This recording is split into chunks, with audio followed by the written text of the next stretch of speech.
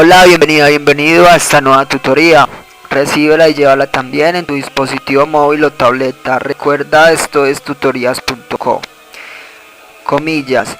Los estudiantes de ingeniería no se forman para improvisar por ratos, sino para transformar para siempre. Comillas.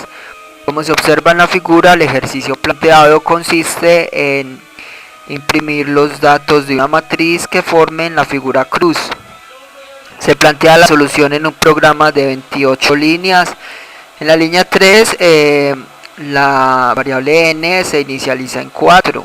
Línea 4 se declara una matriz llamada A de orden 4 por 4, o sea, n por n. Recuerde que las matrices son estructuras de datos que permiten almacenar información de manera temporal mientras el programa ejecuta.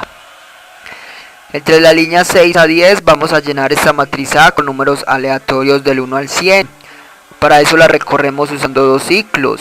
Los ciclos son estructuras repetitivas que permiten ejecutar un conjunto de instrucciones repetidamente, aprovechando así la velocidad de procesamiento de datos de un computador. Línea 6, primer ciclo para I desde 1 hasta 4. Línea 7 a 9, segundo ciclo para J desde 1 hasta 4. Entre estos ciclos, línea 8, la matriz A en la fila y columna J le asigna un número aleatorio del 1 al 100. Al salir de estos ciclos, entonces la matriz A tendrá los 16 valores. Y entre las líneas 12 a 16 vemos una sentencia condicional. Recuerde que las sentencias condicionales permiten a un programa tomar dos o más caminos alternativos. Entonces, como vamos a imprimir los datos que formen la figura cruz, es decir, la fila de la mitad y la columna de la mitad, entonces hay que tener en cuenta el orden de la matriz. Es decir, si es orden impar, por ejemplo 3 por 3, entonces ¿cuál será la fila y la columna de la mitad? Si es impar, entonces será n sobre 2 más 1, sí, supongamos 3, entonces 3 dividido 2, 1 más 1, 2, o sea que la fila 2 y la columna 2 será la fila de la mitad y columna de la mitad de una matriz de 3 por 3. Pero si es una matriz cuadrada, entonces por ejemplo 4 por 4, no hay una fila y columna exacta del medio, entonces en este caso decimos que es n dividido 2, o sea que sea la fila y la columna 2. Entonces, por eso la condicional, línea 12, si n módulo 2 es igual a 0, recuerde que el operador módulo lo que haya es el residuo de la división entre dos números. Si el residuo es 0, los números son múltiplos.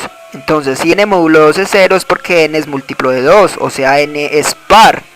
Si es par, entonces línea 13, en caso de ser cierto, la variable pos recibe n dividido 2. Y si no, es porque es una matriz cuadrada impar, entonces línea 15 a pos le asigna n dividido 2 más 1. Así entonces ya tenemos cuál es la fila y columna del centro. Vamos a imprimir estos datos. Podemos usar un solo ciclo. Línea 19 a 26, ciclo para I desde 1 hasta n. Entre este ciclo, línea 21, escribimos la matriz A en la fila y columna pos, seguida de un espacio en blanco. Con esto estamos imprimiendo los datos de la columna del medio. Observe que pos se usa como columna y es una constante. Entonces imprime con esto los datos de la columna de la mitad. Para imprimir los datos de la fila de la mitad hay que tener en cuenta que no se repita ese dato donde se interceptan la fila y columnas centrales.